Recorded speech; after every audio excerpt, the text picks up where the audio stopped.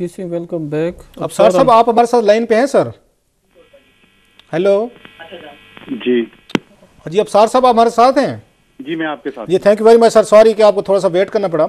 अच्छा, मुझे ये बताइएगा, प्राइम मिनिस्टर गिलानी साहब कह रहे हैं कि मैंने कोर्ट के कहने पे DGFI तारिक खोसा को बहाल नहीं करना, बल्कि उन्होंने जो सेक्रेटरी इंटीरियर थे जिन्होंने नाम डाला था उनका ECL पे, डिफेंस मिनिस्टर का, जब चाइना जाते फ्रैगेट्स लेने के लिए, उनको भी सस्पेंड करके अच्छी खासी कार्रवाई शुरू करे। आप क्या देख रहे हैं कि हिस्ट्री रिपीट कर रही है? Justice Sajjad Ali Shah, Nawaz Sharif, Farooq लगारी, army chief थे जहांगीर करामत, तो सारा सीन आपको ये रिपीट होते लग रहा है? और इसमें से क्या आपको ये नतीजा आपको नजर आ रहा है? क्या 98 की हिस्ट्री रिपीट होगी जब चीफ जस्टिस, आर्मी चीफ और सदर उस वक्त इकट्ठे हो गए थे, प्राइम मिनिस्टर साहब, नवाज शरीफ साहब अकेले थे? आपको ये क्या सिनारियो डेवलप होता लग रहा है? आप इस्लामाबाद में बड़े अरसे से हैं, इंतहाई सीनियर आप कॉरेस्पॉन्डेंट जर्नलिस्ट है, सारी डेवलपमेंट्स आपने 2 डेकेड से ज़्यादा यहाँ पे देखी हैं। आपको क्या लग रहा है? पीपल्स पार्टी डिफेंड मूड में आ गई कि हमने कोर्ट के कहने पे हुकूमत नहीं चलानी, आप क्या देख रहे हैं? ये बात तो जो है कानूनी तौर पर और आईनी तौर पर तो गिलानी साहब की बात बिल्कुल ठीक है कि एग्जेक्टिव का जो फंक्शन है वो एग्जेक्टिव का ही है, नहीं है किसी की अपॉइंटमेंट करना, किसी की ट्रांसफर करना, ये उनकी अथॉरिटी है और उन्हें इस्तेमाल भी करनी चाहिए। अब देखें, जब आपको याद है कि परवेज मुशर्रफ ने चीफ जस्टिस इफ्तिखार मोहम्मद चौधरी को बदलने की कोशिश की, तो उस वक्त जो तहरीक चली अवाम की, सिविल सोसाइटी की, वकला की, उसका मकसद ये था कि हर इदारे को अपना काम बारे में दखल नहीं देना चाहिए।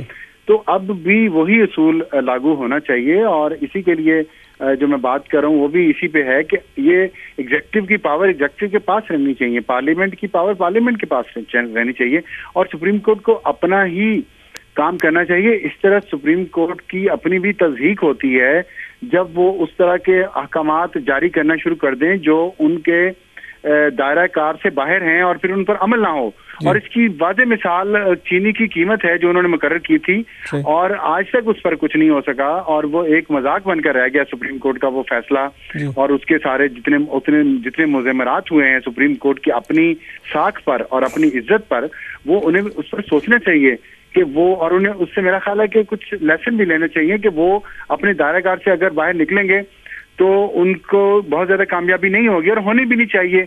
इस तरह के जो काम होते हैं वो हुकूमतों के करने के होते हैं, हुकूमतें इसमें गंदी भी हो जाएं तो उनकी इज्जत पर हरफ नहीं आता। अदलिया का शोबा एक ऐसा शोबा होता है जिसकी इज्जत पर हरफ नहीं आना चाहिए। हर अच्छा इंसान, दिल रखने वाला इंसान, कानून की पाबंदी करने वाला इंसान अपनी अदलिया की इज्जत चाहेगा, लेकिन अगर अदलिया खुद ही तैयार ना हो इस तरह के कामों पर तो फिर जाहिर है उसके नतीजे तो इसी तरह निकलेंगे।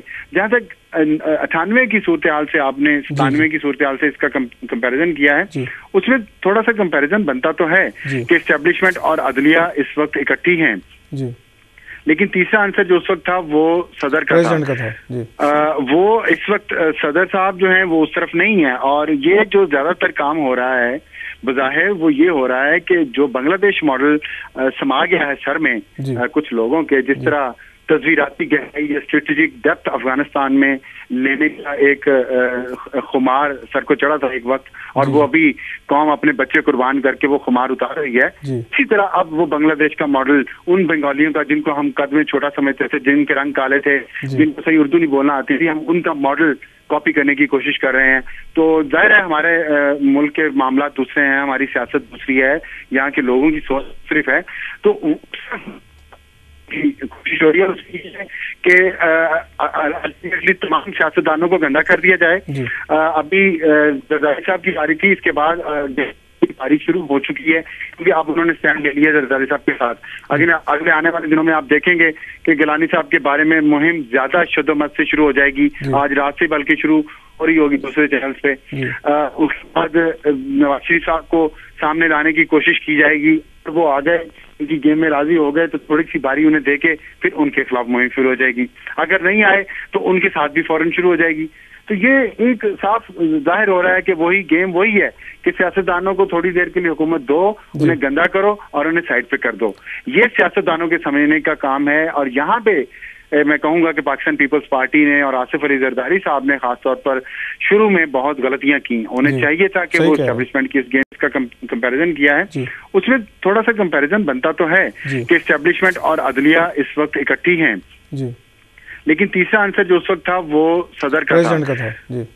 वो इस वक्त सदर साहब जो हैं वो उस तरफ नहीं है, और ये जो ज्यादातर काम हो रहा है बज़ाहिर वो ये हो रहा है कि जो बांग्लादेश मॉडल समा गया है सर में कुछ लोगों के, जिस तरह तस्वीराती गहराई या स्ट्रेटेजिक डेप्थ अफगानिस्तान में लेने का एक खुमार सर को चढ़ा था एक वक्त, और वो अभी कौम अपने बच्चे कुर्बान करके वो खुमार उतार रही है। इसी तरह अब वो बांग्लादेश का मॉडल उन बंगालियों का जिनको हम कद में छोटा समझते थे, जिनके रंग काले थे, जिनको सही उर्दू नहीं बोलना आती थी, हम उनका मॉडल कॉपी करने की कोशिश कर रहे हैं। तो जाहिर है हमारे मुल्क के मामला दूसरे हैं, हमारी सियासत दूसरी है, यहाँ के लोगों की सोच सिर्फ है। तो कोशिश हो रही है उसकी कि अल्टीमेटली तमाम सियासतदानों को गंदा कर दिया जाए। अभी जरदारी साहब की बारी थी, इसके बाद बारी शुरू हो चुकी है, क्योंकि अब उन्होंने स्टैंड ले लिया जरदारी साहब के साथ। अगले आने वाले दिनों में आप देखेंगे कि गिलानी साहब के बारे में मुहिम ज्यादा शुद्धमत से शुरू हो जाएगी। आज रात से बल्कि शुरू हो रही होगी दूसरे चैनल पे। उसके बाद नवाज शरीफ साहब को सामने लाने की कोशिश की जाएगी, और वो आ गए, उनकी गेम में राजी हो गए तो थोड़ी सी बारी उन्हें देके फिर उनके खिलाफ मुहिम शुरू हो जाएगी। अगर नहीं आए तो उनके साथ भी फौरन शुरू हो जाएगी। तो ये एक साफ जाहिर हो रहा है कि वही गेम वही है कि सियासतदानों को थोड़ी देर के लिए हुकूमत दो, उन्हें गंदा करो और उन्हें साइड पे कर दो।